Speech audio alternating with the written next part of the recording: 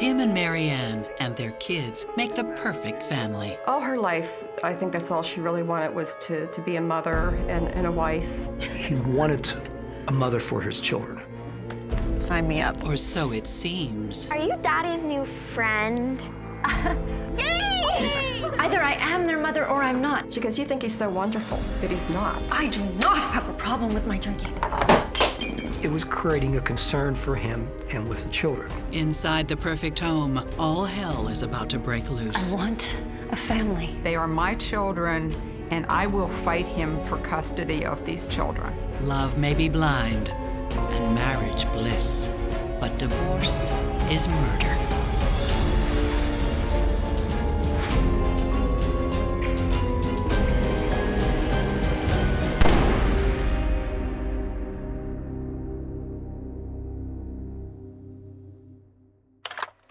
For 32-year-old Maryann Fullerton, life is a song. Amazing grace, how sweet the sound that saved a wretch like me. She just had a beautiful voice. And she sang in the choir in front of the church, leading in prayer and song. Her main goal in life was being a good Christian person. She had a full life. But for Maryann, having a full life is more than good music. Elaine, you scared me. You're practicing for another wedding? Yep, another wedding, another bride. All her life, I think that's all she really wanted was to be a mother and a wife. I bet you that your Prince Charming will be coming through those doors at any minute now.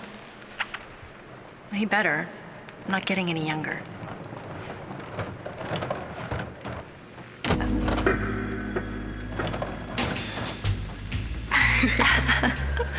I told you. She had a lot of boyfriends, very nice guys, but it just never seemed to work out. She was very picky, and she wasn't gonna just settle for anybody. She was looking for a Catholic man that would have her own beliefs.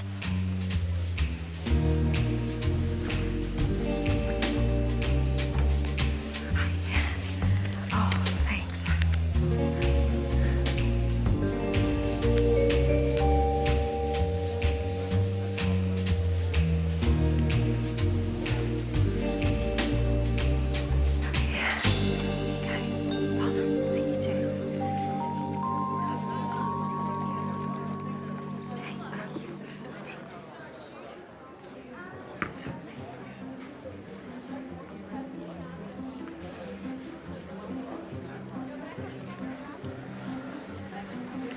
Looking for this?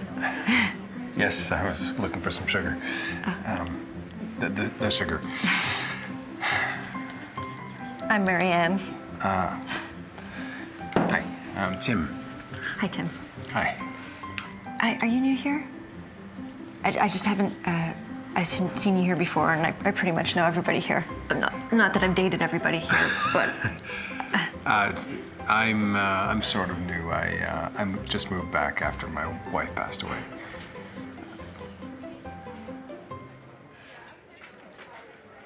Do you know this church? If you'd like, I can show you around. I'd love that. Sure. A lot of history here. Yeah. I have 3 kids. Wow. 3 kids? That's a blessing. It's amazing. I guess if I manage to keep them alive, I'm a pretty good dad. That's not an overwhelming endorsement of my parenting skills, is it? Well, if that's the only duty for being a good parent, then sign me up. What really excited her about the whole experience of meeting Tim was that he had 3 children. For Tim, it's also a perfect pairing. He wanted a mother for his children. Tim and Maryann start dating, and soon they're an item.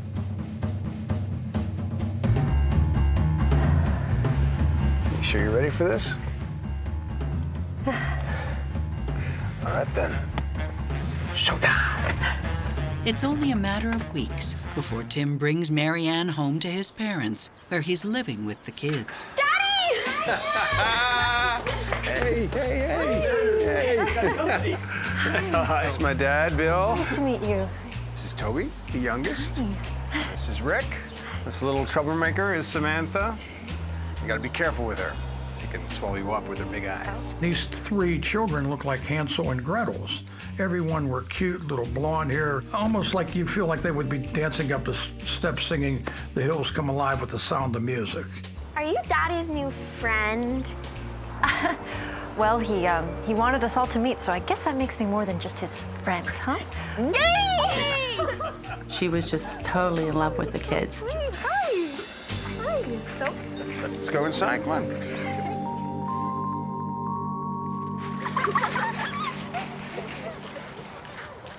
It was more like they were doing things more as a family than it was like they were just dating. Oh, I can't wait to show Samantha what I got her. You didn't have to do that. They adore you. You just have to be you. And not be their mother.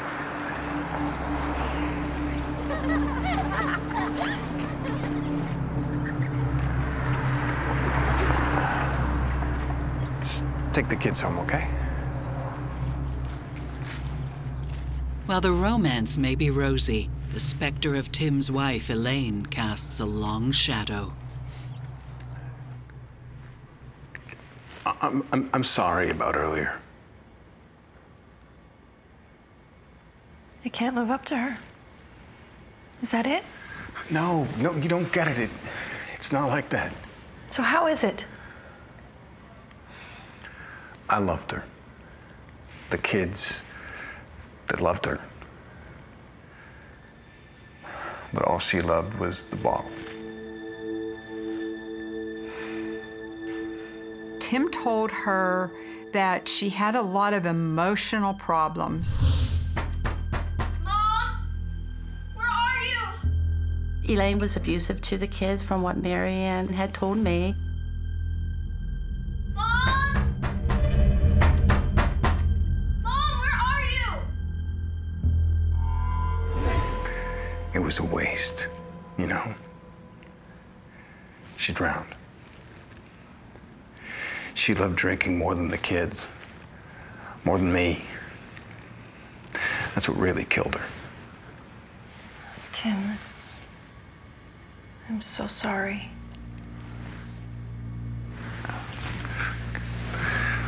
This whole business is best forgotten, for everybody's sake.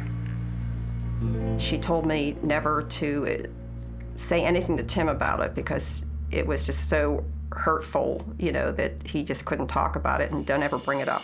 Psychotherapist Stacy Kaiser and forensic psychologist Brian Russell wonder if it's too early for the grieving man to begin again. I think both Tim and Maryann seem to be rushing into this a little bit too quickly. Sometimes when people lose a spouse, as Tim has, they do feel some desperation to sort of fill that huge void in their lives. I don't think he's given himself enough time to grieve, to sort of go through that whole process of losing his wife before he is starting up with Maryann. I think in the aftermath of losing a wife, they really are looking for a replacement for, doesn't sound very nice, but the services that a mom provides, somebody to do the momming, the cooking, the getting the kids ready for school and all of this stuff that maybe the previous wife did. I look at Maryann and I see her desperately wanting a family and wanting kids, and it concerns me that that is why she is pursuing things with Tim, that it isn't Tim, it isn't their relationship, it's that she's really just looking for that built-in family. When the anniversary of Elaine's death comes around, the family pays their respects. The Lord is my shepherd, I shall not want. In green pastures you let me graze, to safe waters you lead me. When they did go to the gravesite, it was sort of like, you know, we don't want to be here. You okay, honey? Yeah, I'm fine. How about you boys? You doing okay? Yeah.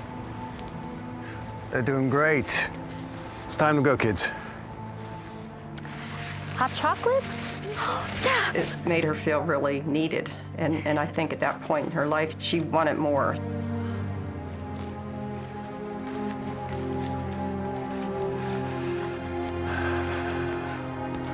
Those kids love you. They better. I feel the same way. I think maybe she might have thought this was her fate. But even fate can make a mess of things. She actually thought about breaking up with Tim. I was kind of shocked when she told me. Maryann was devastated.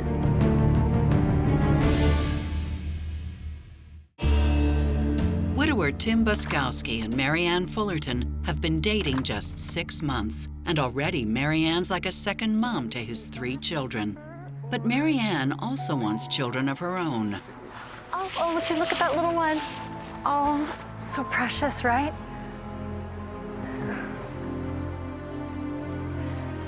Oh. She always wanted not only to raise his children, but to go step further and have her own child and or children. And not just children, she wants a ring.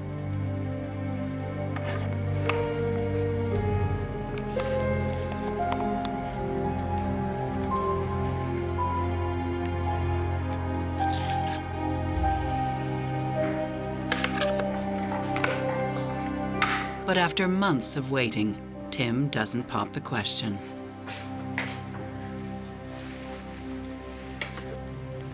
Everything okay?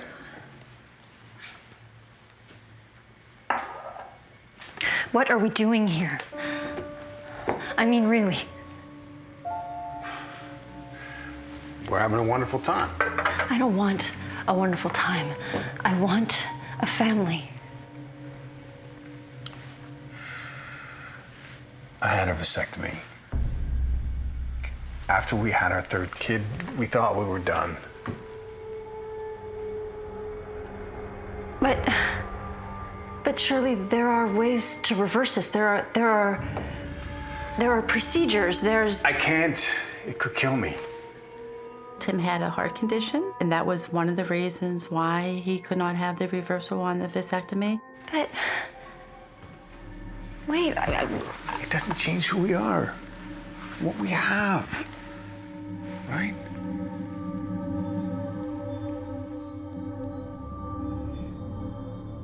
She was pretty much devastated that she found a man that she thought she could spend the rest of her life with, and now she wasn't going to be able to have a child with him. And she actually thought about breaking up with him. But then I think she thought about it, and she would just wait, play it out.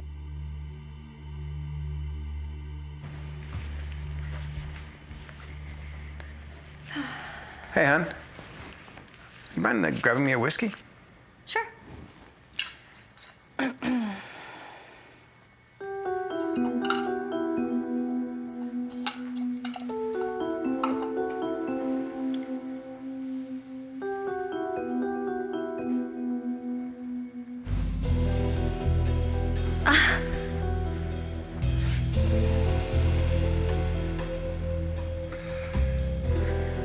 Maryann, will you be my wife? And mother to Samantha, Rick, and Toby? Yes, yes, yes, yes to you. Oh, yes to Samantha, yes to Rick, yes to Toby, yes. It was really fast, because they were engaged, I think, within a year. She was just so happy.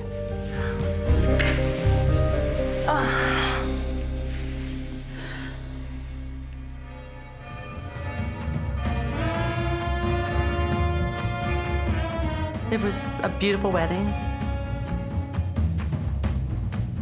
I was in it. I was the maid of honor, and actually Maryann was my maid of honor. They had everybody in tears because after they were married, they did like a little ceremony with the kids coming up, and she vowed that she would be a good mom to them. Everyone was just thrilled for them. You know, here's these kids, they have a mother. With the wedding behind them, the new Boczkowski family creates a home of their own. while Maryann looks into other ways to get what she really wants.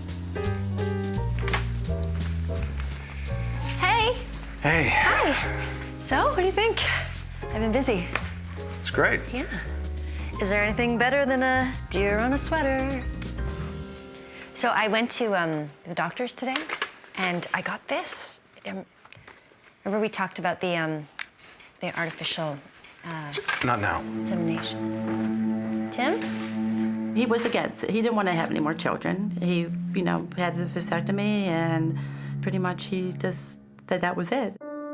I think that it's been clear for a while now that Maryann really wants a biological child of her own. She's open to being a stepmom, but that is not the same in her mind as having a child biologically. I would like to think that their relationship will be okay, but I don't think it will be. Part of what Maryann has always been looking for is to have a child of her own, and I think that either she's going to pester him and try to make it happen, or she's going to be sitting around with a lot of resentment. In the meantime, Maryann makes the most of the kids she does have. She wanted to adopt them, and she went through the whole process, and that was very important for her.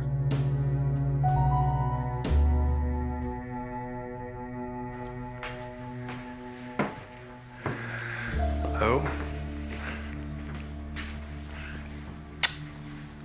What's that for? For the adoption papers, when we get them. There's no need to fuss about that. Just a piece of paper. I like the formality of it. Everyone knows it's real then. It's already real to them. And to me. I don't know if that's really true. Why did you take the kids out after I had grounded them the other day? They'd already been punished enough. Hey, we have to get consistent on this. Either I am their mother or I'm not. But if I am, then you need to respect me and my decisions, or else they're not gonna respect me. God, I swear to God, Tim, if you can't get behind me on this, then maybe we should just forget this. Baby. We can sort this out, okay? You don't need to go crazy about this. What, I disagree with you and now all of a sudden I'm crazy? That's not what I meant. I want to do this together, okay?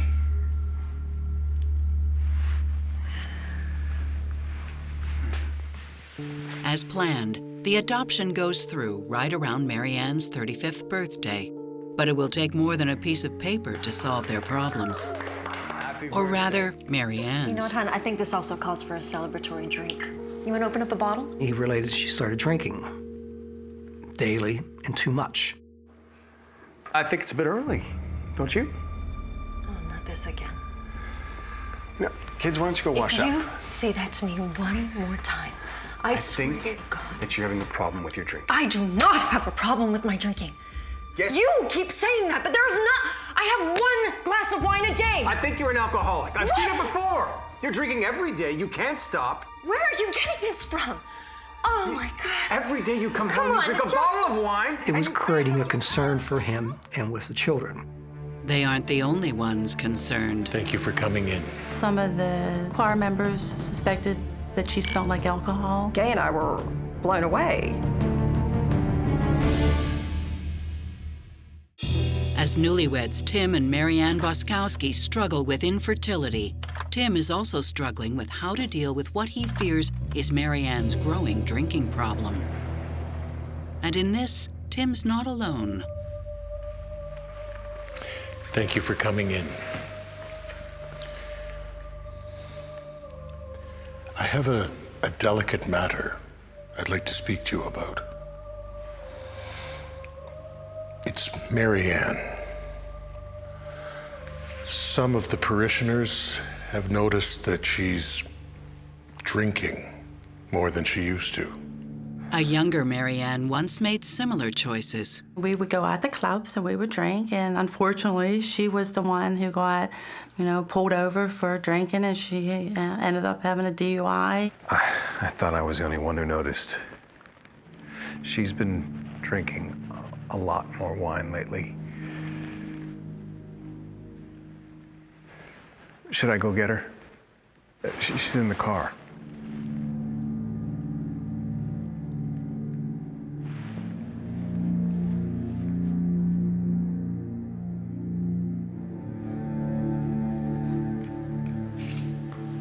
Tim took her to the church, and she didn't know why she was going, and then they confronted her. We're worried about you. We just want you to have someone to talk to.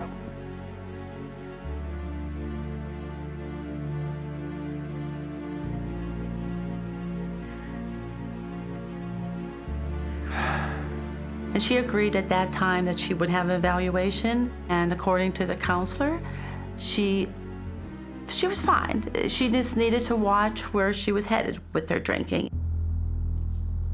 And with that, the couple turns over a new leaf. So, I've been thinking, and I think we should do it. You mean that? Mm-hmm. Oh, wow. We should open up a bottle.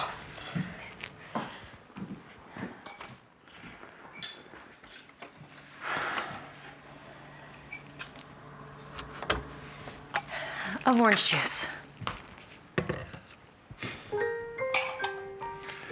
That sounds perfect. This is gonna be amazing. I can't believe it. To the miracle of artificial insemination and to having our own kids. She was ecstatic, you know, that she was going to be able to have a baby and, you know, have a complete family. Artificial insemination is not easy, but Maryann is willing to do whatever it takes. So the doctor said to eat better, sleep more, maybe take some vitamins, get some shots. I can do this. So sounds really stressful. Hey, it's all gonna be worth it in the end. You know, I have a great idea for stress reduction. Tim insisted he wanted his hot tub. We've got room in the yard, it would be perfect. Hey, as if the deck wasn't expensive enough. You work so hard with the kids, don't you just want to relax sometimes? Not like that. Okay, what would make you relax? One word. Cruise vacation. That's not one word. Maryann allowed him to get the hot tub under one circumstance, that they would go on a cruise with myself and, you know, a group of friends. And so they go on the cruise, but it's definitely not smooth sailing. Tim grows ever more concerned about his wife. Tim went to the guys on the cruise and had told them that her drinking was out of hand. My ex told me, Tim approached him and says, you know, Maryann's drinking a lot. You know, I see her with beer cans all over the place in the morning or jugs of wine. Meanwhile, Maryann has few kind words for her husband. It's beautiful. Yeah. Tim is on my back all the time. And this nonsense about my drinking. And he keeps fighting me every step with the kids. She goes, you think he's so wonderful, but he's not. She told me if anything ever happened between her and Tim, that she would fight for those kids. She adopted him, she loved them. She was only married for a year, and why are you thinking about leaving him already? Maybe it's just growing pains. Maybe. I hope when I get pregnant, it'll change things.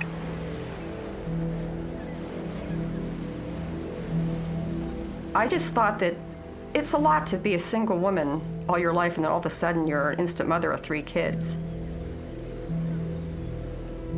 And I thought that would stress anybody out. If Maryann is actually developing a full-blown drinking problem, we're gonna see a lot of ripple effect, both in her and in the family and in her relationship. First, on a personal level, it could impact her mood, her behavior, her ability to parent these 3 kids that she's taken on, and her ability to be a good wife. The number one concern is that she is now in a parenting role with 3 minor children, and you just can't have a substance abuser responsible for the care of minor children. And so if that is occurring, then Tim's got a very difficult choice to make because he's got to look out first and foremost for his children, no matter how much he loves Maryann. Back on land, Maryann's friends wonder just how bad things really are. I cannot even believe that you would even think that. What? You drink just as much as I do, and I am just a social drinker like everybody. She was actually mad at me. She was really mad that I thought that she was an alcoholic. Okay, to hell with this. Her denials do little to quiet their fears. I started getting concerned. Tim had called Elaine and said that he was going to have an intervention. And for her to call, different people. Hey, it's me. Have you thought about what I said? Yeah, but Maryann is really mad at me right now. I know, but she needs us. She needs you. Of course. I'll do whatever I can to help. He said that he was putting the insemination on hold, and I just thought, this is going to crush her. She is going to be just devastated, because that's all she talked about. I just almost didn't even want to be involved in it, because I thought this is going to just crush her. Just one last thing. Don't say anything to her, okay? Save it for the intervention. I'll call the others. I talked to Tim, and he said she's drinking, every night. The kids are waking up, and they're seeing beer cans all over the place. But the intervention never happens. Next thing you know, the police and the ambulance are coming. It was horrible. How could this happen? Tim Boczkowski prepares a secret intervention to stop his wife Maryann from drinking so much, while Maryann is busy preparing for artificial insemination. She just was so happy and anticipating that she'd get pregnant.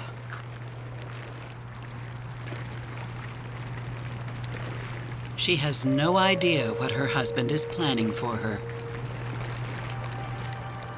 Okay. This was a pretty good idea. I'll give you that. You know what? I think that I'm going to call everyone that we know and have you repeat what you just said. Actually, that reminds me, I have to make a phone call for work. I'll be inside in a sec. Okay.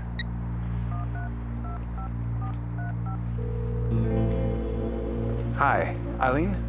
It was my job to let people know, other friends of ours know, that she had a problem, and to see who all wanted to come and support her. I wanted to be there for support. That's why I wanted to be there. I didn't know how I was going to handle it. I didn't know how Tim was going to handle it.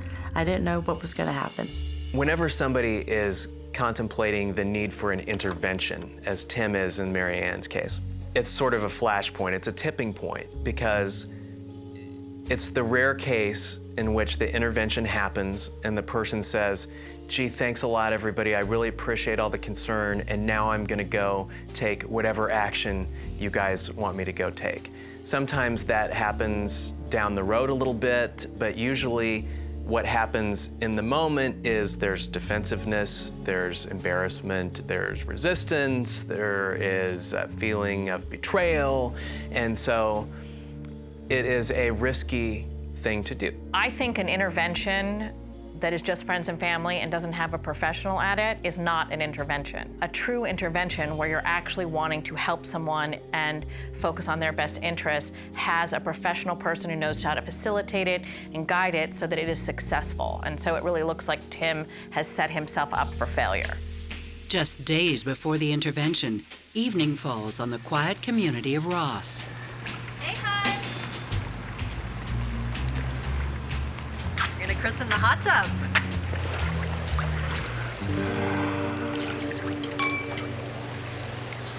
Take it easy, okay? Remember, we can't stay in too long. It's not good for your heart.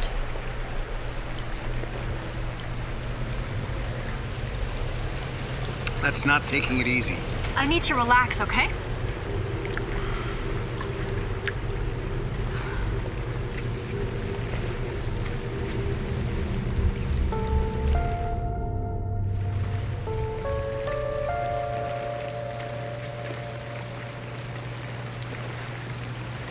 That's 2 bottles already.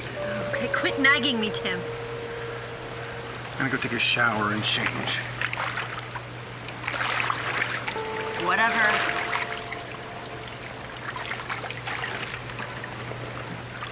It should have been a night like any other.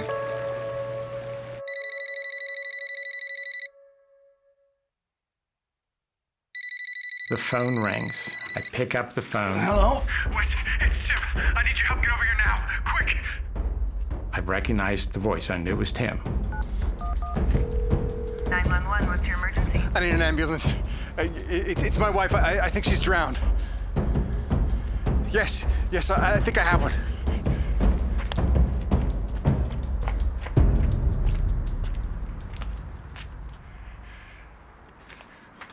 Come on, help me get her out. Maryann, come on, Maryann. Come on, help me get her out, come on. Tim and I tried to pick Maryann up. We couldn't move her. She was so heavy. She's got a pulse.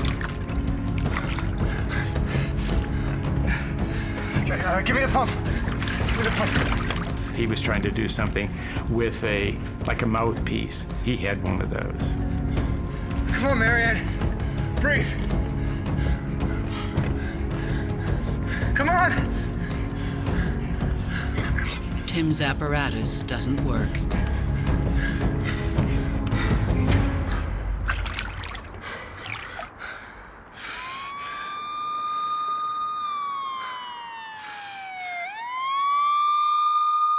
EMS personnel arrive around the same time as police. The paramedics try to get her up, and they got her. They still had a pulse. She's rushed to a nearby hospital, but nothing will bring her back. Maryann is pronounced dead at 1:40 a.m., with Tim by her side. I was devastated, like my best friend, we had been friends, forever, and she was gone. A preliminary report from the hospital reveals that Maryann's blood alcohol level is very elevated. Tim returns to the house to meet with police. And his father, Bill, joins him for support. Hey, Detective. My son's already gone through a lot. It's okay, Dad. It's okay, thanks.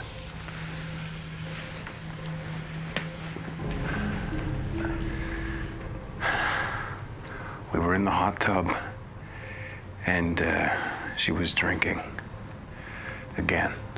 Okay, quit nagging me, Tim. I'm gonna go inside and shower and change.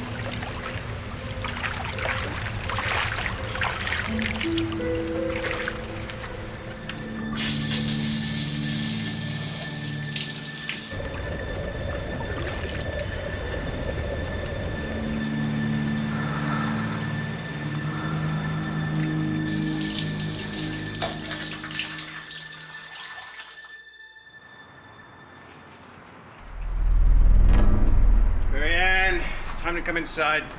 You've been in there long enough. Maryann? And when I came out, she was just lying there, not moving.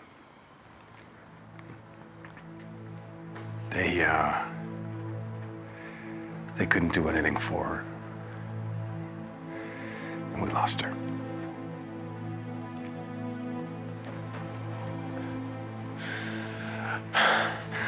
I'm exhausted. I need to go lie down, if that's okay.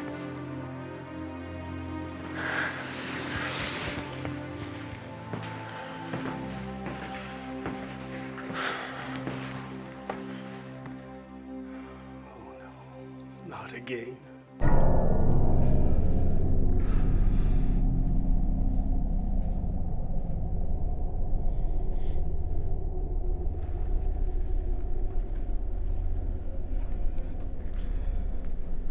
It's rough, losing their mom. Oh, Maryann wasn't their real mom? Well, then we need to tell the birth mother. He said their birth mother died. She died in North Carolina.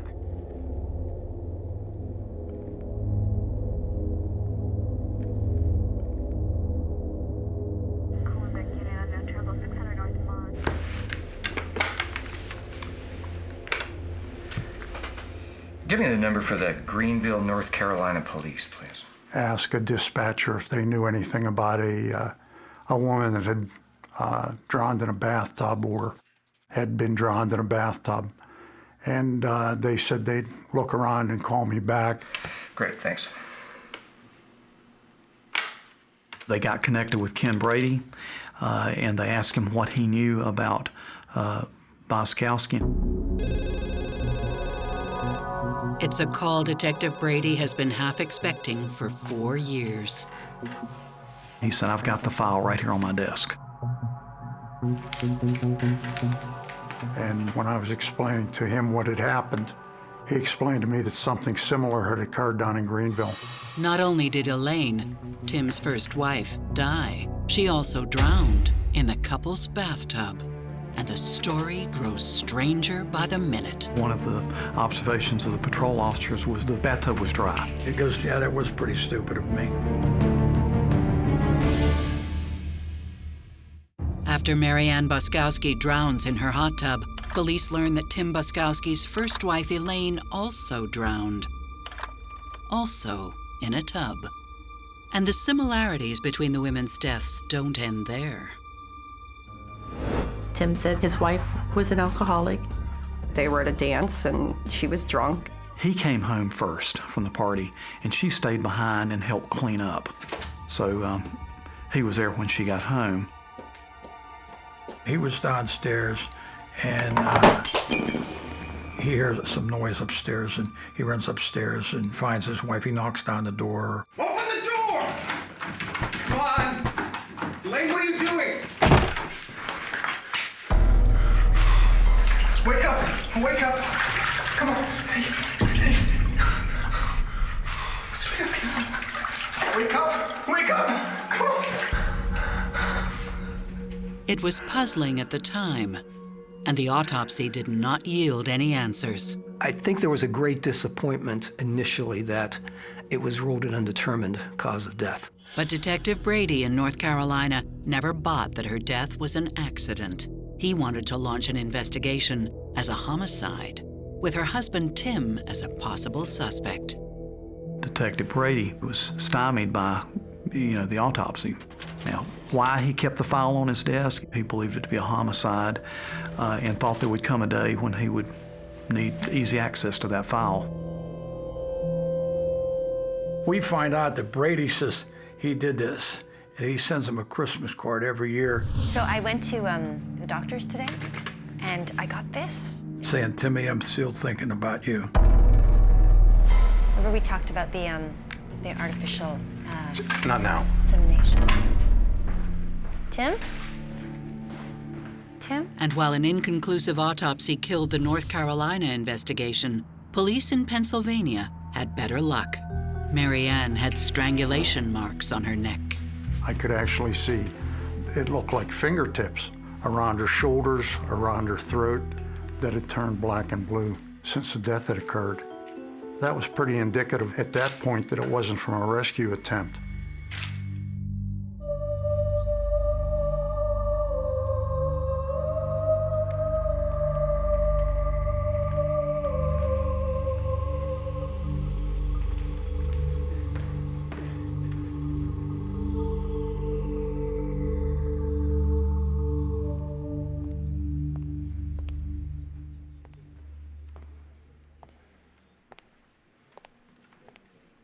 I'll never forget, he shows up and he's standing in front of me looking at Maryann in the casket. He's got scratch marks all down his neck. And I knew, it's like she was clawing. She was fighting for her life.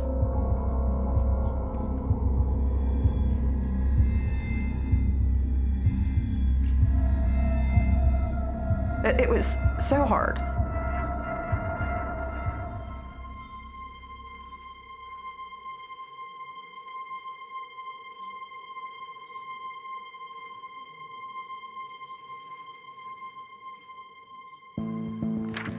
Tim is taken in for questioning.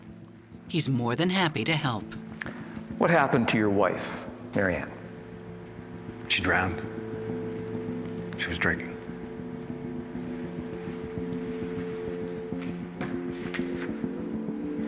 How did you get those scratches on your neck?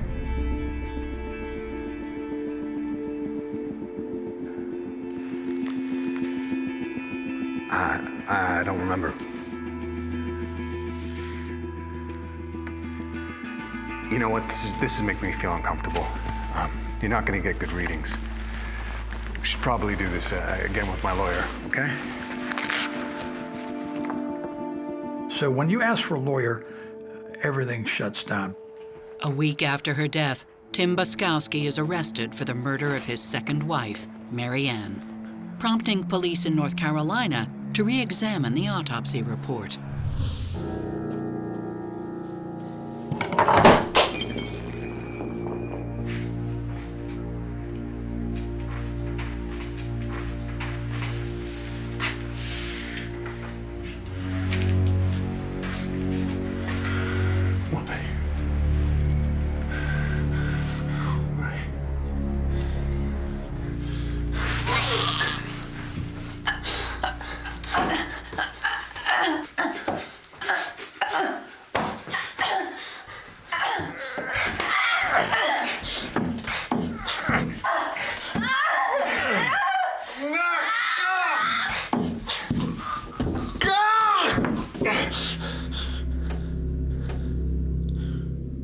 The medical examiner's office said that the cause of death was positional asphyxiation. Detective Brady immediately got a warrant for first-degree murder. Tim Boczkowski is charged not with one murder, but two. Tim claims he's innocent, but in jail he gives the police the death nail they're looking for. There was an inmate that he was in the cell, either with or next to, Randy Irwin. And Randy said fate and chance would bring them together. He goes, you killed both wives the same way. And Timothy goes, yeah, that was pretty stupid of me. Police finally pieced together what happened that night. Thought we could christen the hot tub. Tim had concocted the whole story about Maryann being an alcoholic. Not for me, hun. Oh, come on, just one. We're celebrating.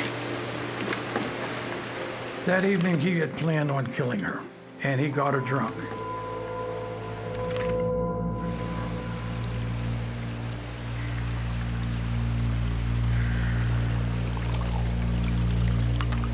Cheers.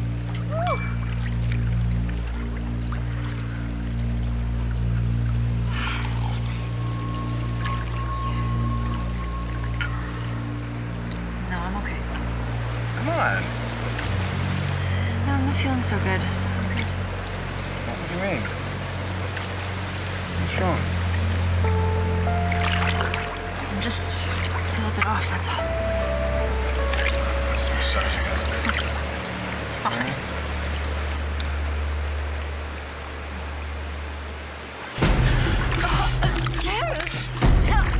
What are you doing?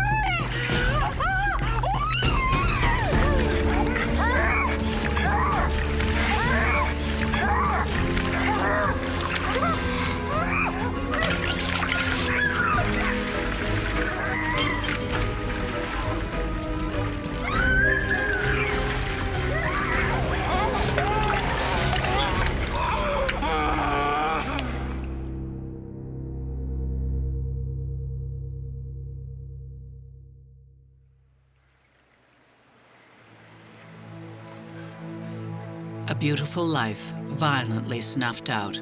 And for what? He sets an insurance policy that was part of the motive and the reasoning. I don't know. I don't know if it was for the money or what she was finding out about him. I think she was starting to really see that maybe he did kill Elaine. And I know Detective Brady in North Carolina used to send Tim cards. Not now. Tim? Maryann probably saw one of those. Tim? And maybe she started questioning. One of the things that I think is interesting about this case is that Tim is such a narcissist that he had a need to not only kill Maryann, but to make her look like she was the bad one and he was the hero. So he creates this sickness she has, this addiction, and he brings everyone in to know about it. And then he makes it like she died because of that, and he's a hero, and he makes himself the hero by calling the neighbor to make sure that the neighbor sees how great and valiant he is trying to save his wife's life. The chances of 2 wives dying from drinking in a tub and drowning are about the same as 2 wives dying from lightning strikes. So just the fact that it happened a second time before you get any of the evidence of all the implausibilities of the story, almost in and of itself is indicative of a murder. And so, fortunately, Tim seems to have done what lots of sociopaths do, which is overestimate how smart they are and the extent to which they're going to be able to fool everybody. In 1996, Tim is found guilty of the murder of his first wife, Elaine. And in 1999, he's found guilty of the first-degree murder of his second, Maryann. His death sentence is overturned. Tim is serving 2 consecutive life sentences. It's sad that they reversed the death penalty. Not that I necessarily agree with the death penalty.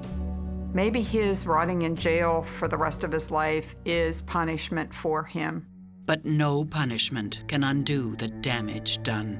Maryann was talented, loving, caring, friendly person, full of life, enjoyed music, was a friend of ours. And we miss her. She just had so much to give. And for him to take this beautiful person that just devoted her life to her family and to God, and just to take her away for no reason, it's just so tragic.